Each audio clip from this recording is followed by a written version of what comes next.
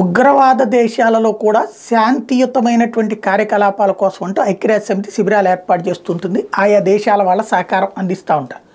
కానీ అసలు నిజం ఎట్లా జరుగుతోంది అన్నది ఇప్పుడు తాజాగా ఇజ్రాయెల్ బయటపెట్టినటువంటి సాక్ష్యాలతో బయటపడింది.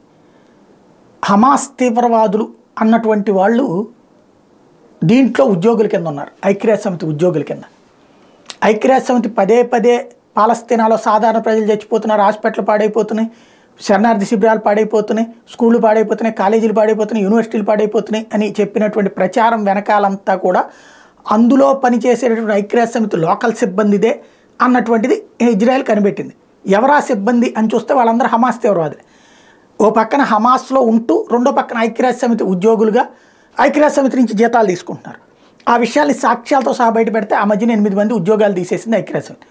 ఇప్పుడు అసలు విషయం బయటపడింది ఏంటంటే అట్లా తొలగించబడినటువంటి వాళ్ళు కడుపు మంటతో బయటపెట్టినటువంటి అసలు నిజం ఏంటయ్యా అంటే హమాస్కి సంబంధించినటువంటి ఇస్మాయిల్ హనియే ఎవరైతే వాళ్ళ చీఫ్ ఉన్నారో హమాస్కి సంబంధించి ఇస్మాయిల్ హనియే వాడు ఐక్యరాజ్య సమితి జీతం తీసుకుంటున్నాడంట.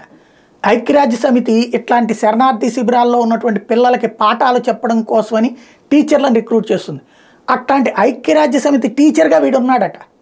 హమాస్ తీవ్రవాద నాయకుడు ఐక్యరాజ్య సమితి టీచర్గా జీతం తీసుకుంటున్నాడట వాడు. కాబట్టి ఇక్కడ నడుస్తుంది. ఈ సాక్ష్యాలతో సహా బయటపడేటప్పటికి ఐక్యరాజ్య సమితి బిత్తరపోతుంది.